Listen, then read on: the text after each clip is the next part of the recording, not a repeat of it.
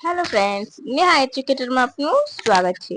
આજે હું તમારા માટે લઈને આવું છું 23 જૂન 2026 ના મહત્વના કરંટ અફેર્સ, જે તમારી આવનારી પરીક્ષામાં તમને ખૂબ ઉપયોગી થશે અને ચોક્કસથી તમને એક માર્ક અપાવશે.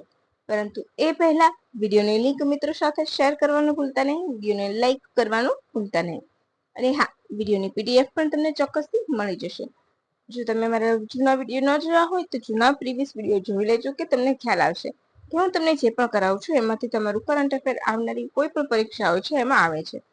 એ સિવાય તમે હિસ્ટ્રી, ગુજરાતનું સાંસ્કૃતિક વિરાસત એ પણ વિચારતા હોય કે વાંચવાનું, તો તમને એમસીક્યુની સિરીઝ એમાં મળી જશે.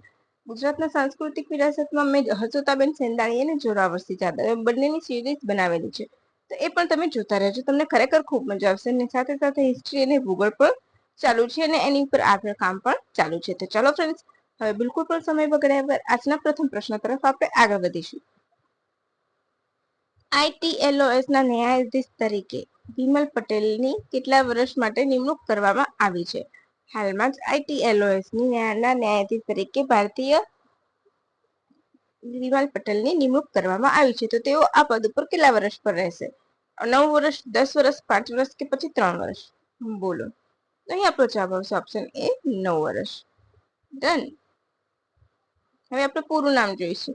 તો international tribunal law of sea, international tribunal law of sea પૂરું નામ છે, રાઈટ. એશિયા તરફથી 2 વ્યક્તિની નિમણૂક કરવામાં આવે છે અહીંયા, જેમાં એક કોણ છે તો ભારતીય છે, રાઈટ. એમણે કોનું સ્થાન લેશે તો આપણે જોઈશું, નીરુ આવશે. ચલો, હા, પેલા આપણે ITLOS વિશે જોઈએ કે શું નામ છે, યાદ રહી ગયું. નીરુ ચટરની નિમણૂક એનું સ્થાન લે છે, રાઈટ. હવે એની સ્થાપના કોણે ક્યારે થઈ હતી? UN convention on lose of C હેઠળ 1982 માં થઈ હતી, યાદ રાખજો. UN convention on lose of C એટલે કે દરિયાના જે નિયમો હોય એના માટે આ કામ કરશે, નિયમો બનાવવાનું. મુખ્ય મથક જર્મનીના હેમ્બર્ગમાં છે. આમાં કુલ 21 ન્યાયાધીશ હોય છે, એમાં 2 એશિયાના હોય છે, એમાં એક એશિયામાંથી એક ભારતીય છે, બરાબર છે. આટલું તમારે યાદ રાખવાનું છે. અને 9 વર્ષ સુધી એટલે કે 2035 સુધી આ પદ ઉપર રહેશે. તમને કદાચ સાલ પૂછી લે તો સાલ યાદ રાખી લેવાની કે 2035 સુધી. ક્લિયર થઈ ગયું બધું જ મગજમાં?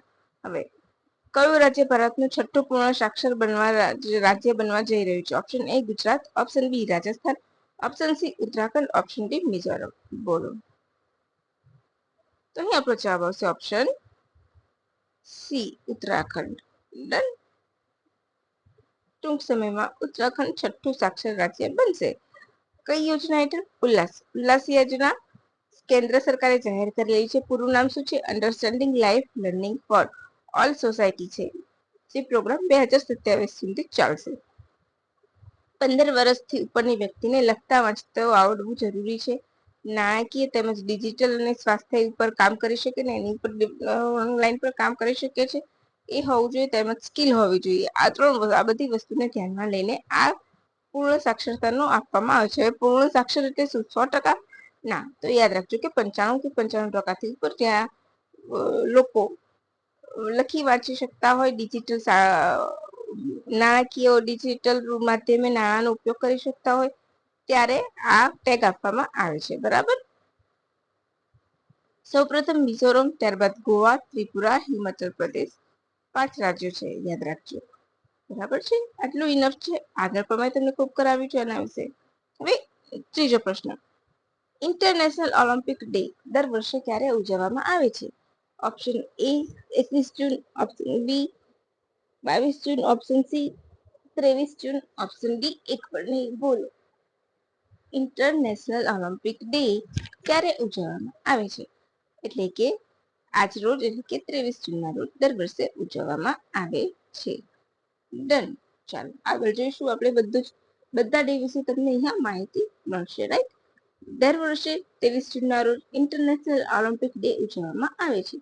આ દિવસે 23 જૂન 1894 ના રોજ આંતરરાષ્ટ્રીય ઓલિમ્પિક સમિતિની સ્થાપના થઈ હતી. IOC ની સ્થાપના થઈ હતી, યાદ રાખજો તમારે. એના મને અત્યારે ચેરમેન કોણ છે એ કહેવાનું છે. આ વર્ષની થીમ શું છે? Sports building bigger breaking barriers. Right.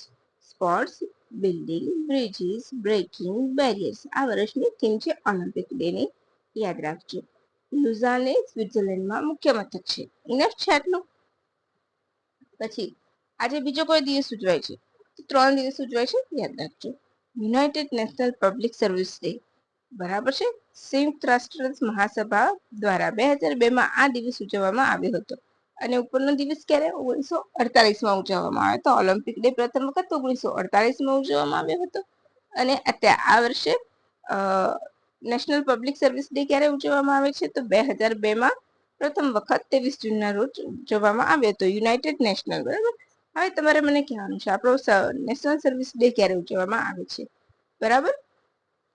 હેતુ શું છે? તો જાહેર સેવાના મહત્વ અને જાહેર સેવાના યોગદાનને માન્યતા આપવી.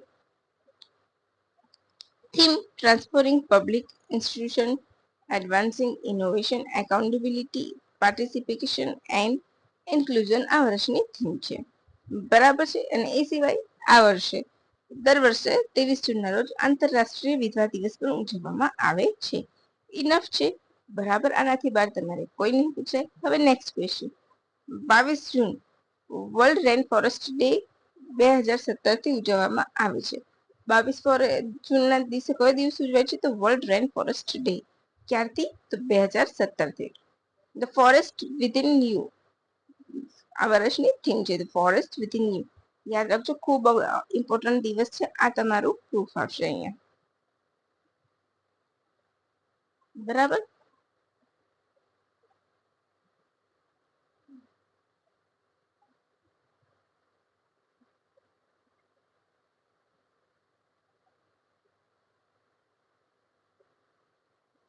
હવે વરસાદી જંગલો સમૃદ્ધ થાય તો શું થાય? તો જૈવ વિવિધતા ફૂલે છે, સ્થાનિક સમુદાયોને સમૃદ્ધિ મળે છે, પર્યાવરણનું સંતુલન જળવાય છે અને માનવ જાત માટે આવી આશાનું સર્જન થાય છે. આ તમારે જો સિમ્પલ બતાવ્યું છે. હવે વિશ્વના વરસાદી વનોના સંરક્ષણ માટે જાગૃતિ ફેલાવવા, જૈવ વિવિધતા બચાવવા, વનોનો વિનાશ રોકવા માટે, આબોહવા પરિવર્તન સામે લડવા માટે આ દિવસ ઉજવવાની જાહેરાત કરવામાં આવી હતી. એમેઝોનના રેન ફોરેસ્ટના જંગલો તમને ખબર છે? અમેરિકા ક્યાં, એમેઝોનના વર્ષાવન આપણે કહીએ છીએ, વર્ષાવનના જંગલો પૃથ્વીના ફેફસા કહેવાય છે, રાઈટ. યાદ રાખજો.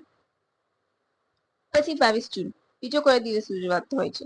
તો વર્લ્ડ કેમલ ડે, વિશ્વ ઊંટ દિવસ. અને આ પ્રીવિયસ એક્ઝામમાં પૂછાયેલું છે. રણ શું છે? રણ ક્યાં? ઊંટ રણનું વાહન છે. આ તમારું પ્રૂફ, બરાબર. Camel as a climate residency diary animal આ વર્ષની થીમ છે, બરાબર છે. કમ્પ્લીટ થઈ ગયું. હવે 21 જૂન વર્લ્ડ મ્યુઝિક ડે ઉજવવામાં આવે છે. તમને સૌને ખ્યાલ હશે. પરંતુ આપણી પરીક્ષાની દ્રષ્ટિએ કયો દિવસ અગત્યનો છે? તો 21 જૂને વિશ્વ યોગ દિવસ અગત્યનો છે. 2015માં પ્રથમ વખત ઉજવવામાં આવ્યો હતો. યોગા ફોર હેલ્ધી એજિંગ આ દિવસની થીમ છે. આ દિવસે ઉત્તર ગોળાર્ધમાં સૌથી લાંબો દિવસ હોય છે. આ અવસરે તમને ખબર હોય તો 4 વંદે ભારતમાં ટ્રેનમાં પ્રથમ વખત ઓનલાઈન ચાલતી ટ્રેનમાં યોગા કરવામાં આવ્યા હતા. એ પણ એક વિશેષતા છે. ઇતિહાસમાં પ્રથમ વખત આવું કંઈક કરવામાં આવ્યું છે. એ સિવાય તુર્કીના ઐતિહાસિક બોસ્ફોરસ સામુદ્રી ધીમી ખાતે પણ પ્રથમ વખત યોગાનું આયોજન કરવામાં આવ્યું હતું. યોગા ઓન ધ બોસ્ફોરસનું આયોજન કરાયું હતું. તો તમારે આટલી વસ્તુ યાદ રાખવાની છે. આનાથી બહાર કંઈ આવશે નહીં, બરાબર.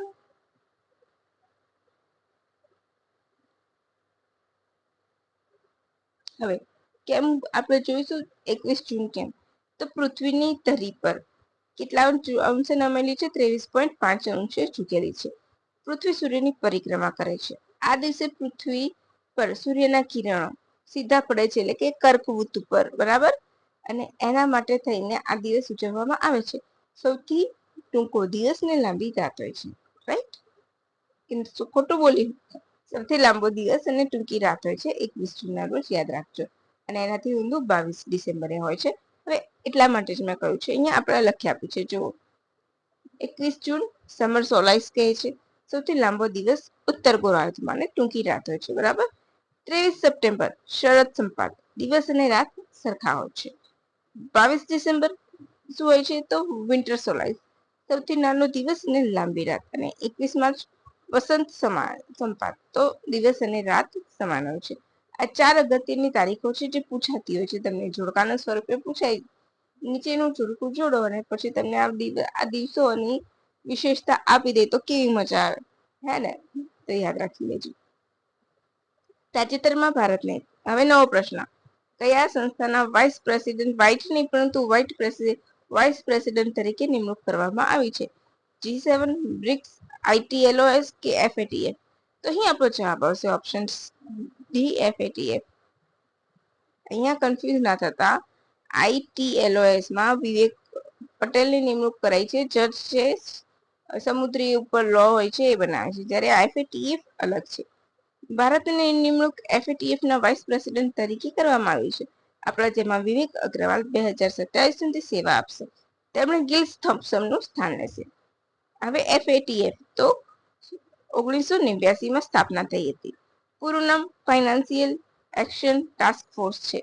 કાળું ધંધો કરવા, આતંકી ફંડિંગ રોકવા માટે સ્થાપના કરવામાં આવી હતી. તે અમુક દેશોને એવી એમની પ્રવૃત્તિના આધારે બ્લેક અને ગ્રે લિસ્ટમાં મૂકે છે. ભારતનું ભૂતકાળ હંમેશા સારો રહ્યો છે કે ભારત આ બેમાંથી એક પણ લિસ્ટમાં આવ્યું નથી, ના તો ગ્રે લિસ્ટમાં ના તો બ્લેક લિસ્ટમાં. આપણે ગ્રે લિસ્ટ, બ્લેક લિસ્ટમાં 3 દેશો છે. કયા છે યાદ રાખવાનું છે. નોર્થ કોરિયા, ઈરાન અને કોરિયા નો સમાવેશ થાય છે. યાદ રાખજો, આમાં નોર્થ કોરિયા અને ઈરાન ખાસ યાદ રાખજો, બરાબર? હવે અગત્યનો પ્રશ્ન, છેલ્લો પ્રશ્ન, ભારતના કયા શહેરમાં રામાયણ આધારિત વેક્સ મ્યુઝિયમ બનશે? Option A Ayodhya. બરાબર, ભૂલથી જવાબ બોલી કાઢ્યો છે, કઈ વાંધો નહીં. ઉત્તર પ્રદેશના મુખ્યમંત્રી યોગી આદિત્યનાથ દ્વારા અયોધ્યા ખાતે તેનું ઉદ્ઘાટન કરવામાં આવ્યું. 10,000 સ્ક્વેર ફૂટમાં એ બનશે. 3 સ્તરનું મ્યુઝિયમ હશે, જેમાં રામાયણ કથા, બરાબર, પ્રથમ ચરણ છે, કૃષ્ણ કથા બીજું ચરણ, અને એ સિવાય ત્રીજા ચરણમાં પ્રસિદ્ધ હસ્તીઓની વેક્સનું મૂર્તિઓ મૂકવામાં આવશે. વિશ્વનું પ્રથમ એવું મ્યુઝિયમ છે કે જે રામાયણ કથા ઉપર બન્યું હોય, થીમ પર. ઓકે, આ મ્યુઝિયમ રામાયણ સર્કિટ ઉપર છે. હવે રામાયણ સર્કિટ એટલે તમને યાદ આવવું જોઈએ કે સ્વદેશ દર્શન યોજના હેઠળ 15 સર્કિટની ઓળખ કરવામાં આવી હતી, અને એમાંની એક રામાયણ સર્કિટ છે. એની ઉપર આ મ્યુઝિયમ બનશે. એટલે કે રામના પગલા, જ્યાં જ્યાં આપણે દરેક જગ્યાને આવરી લેવામાં આવે છે રામાયણ સર્કિટમાં પ્રવાસન સ્થળ તરીકે, યાદ રાખજો. 2015માં પર્યટન મંત્રાલય દ્વારા સ્વદેશ દર્શન યોજના શરૂ કરવામાં આવી હતી, અને એની હેઠળ જ આ શરૂ કરવામાં આવ્યું છે. આપણે સ્વદેશ દર્શન યોજના હેઠળ 15 સર્કિટ હતી, તો જોઈશું ઉત્તર પૂર્વ ભારત, બૌદ્ધ સર્કિટ, હિમાલયન સર્કિટ, દરિયાકાંઠાની કૃષ્ણ તટીય દેશ રાજ્યોની સર્કિટ છે, કૃષ્ણ રણ, આદિવાસી, ઇકો, એ બધી સર્કિટને આવરી લેવામાં આવી છે. અને જૈન અને મહાત્મા ગાંધી સર્કિટનો પણ એમાં સમાવેશ થાય છે. તો આટલી સર્કિટ તમારે યાદ રાખવાની છે. રામાયણ સર્કિટ આપણે જોઈ લઈશું.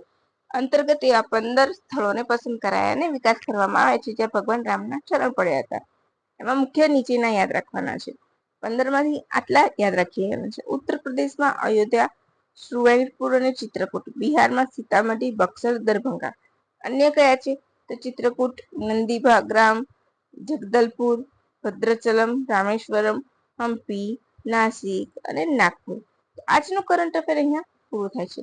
તમને મજા આવી હોય તો વિડીયોની લિંક મિત્રો સાથે શેર કરવાનું ભૂલતા નહીં, વિડીયોને લાઈક કરવાનું ભૂલતા નહીં, અને તમે જો ચેનલ ઉપર નવા હોય તો ચેનલને સબસ્ક્રાઇબ કરવાનું ભૂલતા નહીં. તો ચાલો ફ્રેન્ડ્સ, હવે રજા લઈશું. ફરીથી નવી માહિતી સાથે ફરીથી મળીશું નવા દિવસે. Thank you for watching my video and have a good day friends.